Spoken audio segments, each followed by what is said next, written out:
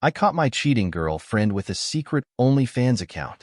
So I ruined her life, and it cost her family everything. Hillary and I have been together for nearly 4 years. She moved to the city during our junior year of high school, and we quickly became fast friends. I have never connected with someone as deeply as I did with her. We said our I love yous on the second day. We spent together the first 2 years were the 2 most incredible years of my life. We went on to university together. We literally spent almost every single day together. Hillary was everything I could have ever asked for, and I thought she was the one. I felt lucky to have someone like her. The first 2 years, she would always bring up marriage and kids and things like that. I was all in. We knew we wanted to go to the same college. She was going to take a teaching degree, and I was going to tackle engineering. But time came for me to take my diploma exam, and I didn't get the grade I needed in order to get into engineering. Then things sort of just changed for me. It's like my whole future collapsed. I watched as my dreams of becoming an engineer shattered before my eyes. The disappointment and frustration weighed heavily on me, casting a dark shadow over everything as my friends celebrated their success as it made plans for the future. I felt like I was standing still, frozen in time. Hillary noticed the change in me, the way I retreated into myself and became distant at first. She tried to cheer me up, reminding me that there were other paths to take, other dreams pursue. But I couldn't shake off the sense of failure that clung to me like a heavy cloak. I felt like a failure. From there, a couple of buddies of mine urged me to go into geological sciences. It was something that I had an interest in, but never really thought of how I could make a career out of it, as it was always just a hobby. But I decided to give it a shot. The only catch was the college that the program was in a different city altogether and about a 12-hour drive from the college that Hillary had been accepted to for her teaching degree. I applied to the program without telling her. Yeah, I know, bad boyfriend. But I knew that she tried to talk me out of it, and I just had already felt low for not getting into the engineering program that I had planned on. I ended up getting accepted into the program. But the excitement of getting accepted quickly turned into dread because I still hadn't told her of what my new plan was. How could I be so selfish to choose my own path over Hillary's and potentially risk our relationship in the process? I ended up sitting her down and mustering up the courage to break the news to her. She didn't say much, just nodded as if processing the information. Then she said that she's already been accepted to the college. We had originally planned to go together, and she wasn't going to walk away from that. I encouraged her not to. She was mad, upset, disappointed, all of it. But she said that she didn't want to hold me back. I said that we would talk, text, video chat every day if we needed. I said I'd come back for all the big holidays and for the fall and spring breaks. When I was in school, the long distance combined with school and work started to put a serious strain on me, and I knew it had put a strain on our relationship soon enough. In hindsight, I may have been foolish, but I made the decision to prioritize her above all else. She became the most important thing in my life. I felt like a butt for leaving her and the biggest loser for moving away from all of my friends and family. I ended up doing really bad that year because I'd see up class just to video chat with her. I'd stay up late talking to her and lose focus, skip out on assignments, and I ended up on academic probation. I considered dropping out, but my family insisted I stick it out. I ended up being really depressed. She seemed to be flourishing and doing really well. She said she missed me, but she said that she wasn't going anywhere, and then it was only temporary. She said we were doing this for our future. So that's what kept me going. She basically gave me some tough love, and it sort of snapped out of it. There were weekends that she had said she planned to come out to see me, but then she'd back out last minute. She said an assignment came up, or she wanted to spend the weekend studying, and so I didn't want to take her away from that. I just looked at this more so as business. I had a job to do, and she had a job to do. We were building our future together. I came back for Christmas and hardly saw her. I chalked it up to the fact that Christmas is a busy time of year.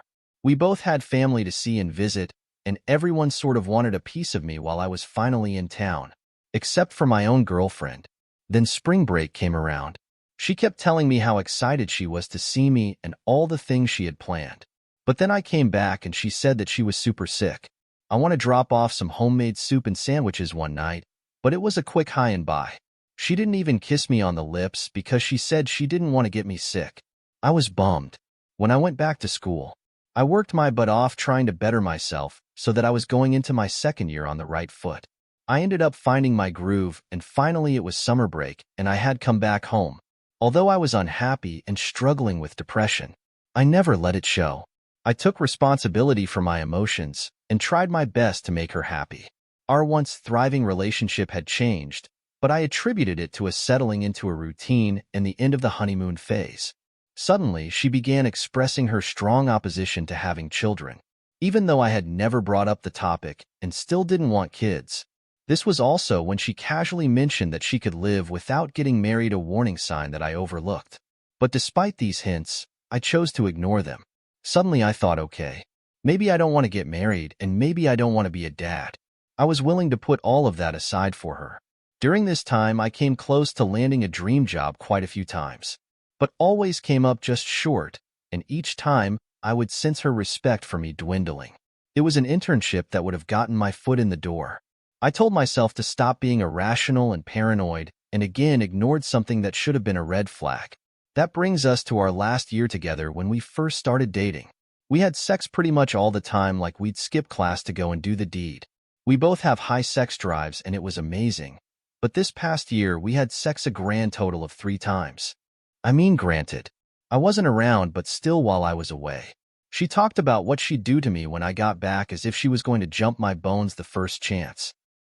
But it wasn't like that at all, and each time it was her doing me a favor after I had basically begged her. Despite constantly asking, she always responded with, "I don't feel attractive."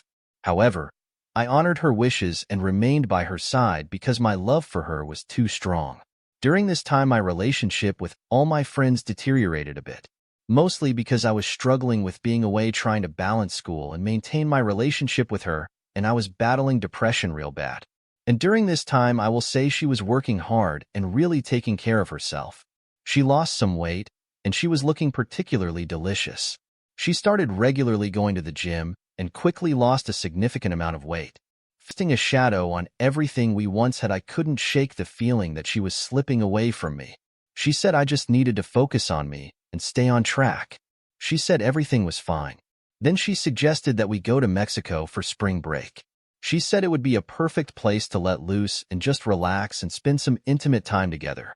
I quickly jumped at the idea, and we both spent the night excited, invigorated, looking at all-inclusive packages. We eventually found one that worked for the both of us, and we were going to meet each other there. Well, a few days before we were supposed to leave, she drops this bomb saying that she can't go anymore. Hillary told me that she had to work on an important project and couldn't take the time off to go on the trip. I was disappointed. I sort of flipped out. But she then got mad at me, saying that she was doing this for us and that I needed to be more understanding. I said she was leaving me with this big bill now that she would have split between the two of us, and not only that, but this trip was supposed to save our relationship, that it didn't even feel like she was putting first anymore. Then she said that I was being unreasonable and selfish, and that I didn't understand how hard she was working, and that everything she was doing was for me and the relationship. I then backed off. I tried to understand the importance of her work and didn't want to pressure her into coming with me. But I couldn't help but feel like I had been sacrificing my own happiness and well-being for the sake of our relationship, only to be met with accusations of not being supportive enough. It felt like a slap in the face. She said that I should still go on the trip and that she will call me every night and we can video chat. She said that the trip would be good for me to cut back and relax and get my mind off of school. I ultimately went to Mexico by myself. On the nights that we were supposed to video chat, she'd say she had to turn in early, so we only talked for about 20 minutes at a time. Well, one night she said good night and we said our goodbyes, and then I'm scrolling through Instagram, and I watch a mutual friend of ours story, and she's at a bar taking shots and Hillary is with her. I'm like, maybe this is an old video and her friend is just posting this now. Then I go onto Messenger, and it says that Hillary was active 30 minutes ago. Well, she said she was going to bed 2 hours ago. So what is she doing still up? Then I go on a Snapchat, but Hillary has turned off her live location. Usually she shares a location, but I've never really had to use it. Okay. Then I go back to Instagram and I message our friend and I ask what bar that is. She responds and says it's a certain bar, and she sends a photo of a drink in her hand. So I know it's live. I know she's there right now, and I know Hillary is there. I text Hillary and I say I thought you were sleeping. Then try to go back and see the story again, but her friend has deleted it. Hmm. Well, now I'm fuming Hillary doesn't respond. I try to go to sleep, but I can't. It's still early and there's a bar down by the beach that's still open. So I get dressed and go down for some drinks. I ended up meeting some people there, and there's an attractive woman there who's pretty flirty with me, Heidi. We end up drinking together, and she asked me to come back to her room. She rubs my leg. I put my hand down to sort of stop her from going any further, and I say that I'm super flattered. But I'm seeing somebody. She apologizes. She says she didn't know, and she totally respects that. We end up adding each other on Instagram, and it being totally harmless, and I added a few more of the group of people there that she's with as well. We all end up hanging out a bit, and I actually really enjoyed myself. I spent the rest of the vacation with that group. Anyways, she doesn't respond to my texts, and the next morning I send another, and I send a bunch of question marks. Then about 2 hours later, she responds and says, "Oh, sorry." She went out with Trish, who is our mutual friend, and she says Trish needed to get out and asked me last minute. She said Trish needed a friend. I was like, "Why did you lie?" She said she didn't lie. She just didn't feel the need to text me because she thought I'd be sleeping, and then I say, "Why did she think I was sleeping? Because I'm here all alone, and you think I'm a loser?" And she said, "Well, where did that come from?" And I say I didn't go to bed either. I went to a bar myself that night and met some cool people. Then I guess there's a photo that I was tagged in, and Heidi's arm was around me in the photo. But there was a group of us in it. So then she forwards me that photo an hour later, and she says, "Cool people." Huh? And I read it and don't respond. That night I have a buddy of mine text me and tell me that she was at the bar with Trish and Hill, and that Hill was seen with another guy, and I say, what guy? And then she sends me a text of Hill sitting on some random slap. My buddy then sends another, and it's of this guy kissing her neck.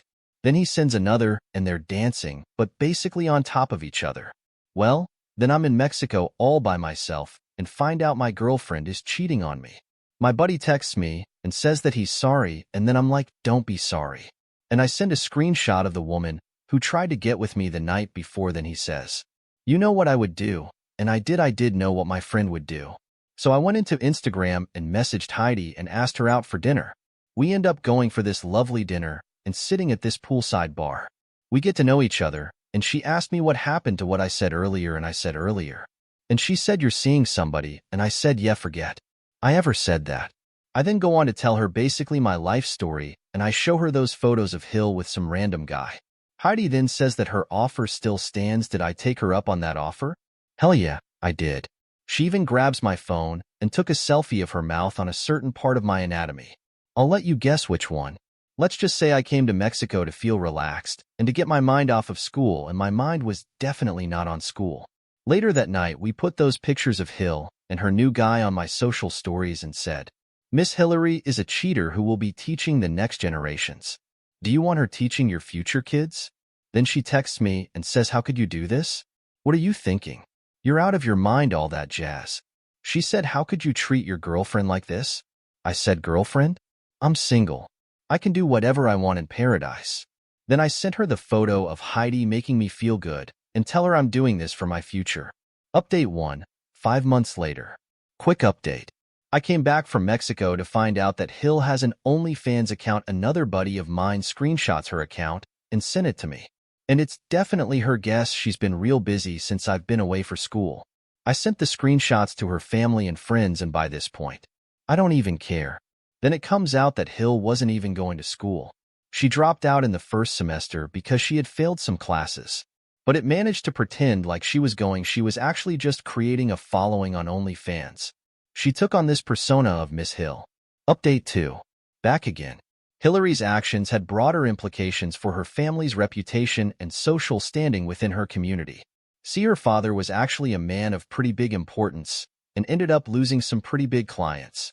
Her father's reputation took a hit that even he couldn't recover from. They went through so much strain that her parents ended up getting divorced, and her dad moved out of town. I'm not sure where he ended up. I never asked, but I talk to Hill's sister still from time to time. I guess their mom isn't talking to Hill. She's not allowed home, and she's been working at some Dollar Tree. But her OnlyFans isn't active anymore. Hill and her family are totally disgraced. They've lost everything. I feel bad for her sister. Meanwhile, I'm finishing up school and I feel like I'm in a really good place. I finally got my head out of my butt and met some new people here. It's starting to feel like home, and I even talked to Heidi a bit here and there, and she's planning on coming out too. See me next month. We're not putting any expectations in it. We're friends. She's cool and we're just having fun. For the first time in well ever, I don't regret moving here and doing something for myself. I guess not getting into engineering turned out to be one of the best things that could have ever happened to me. Life's weird.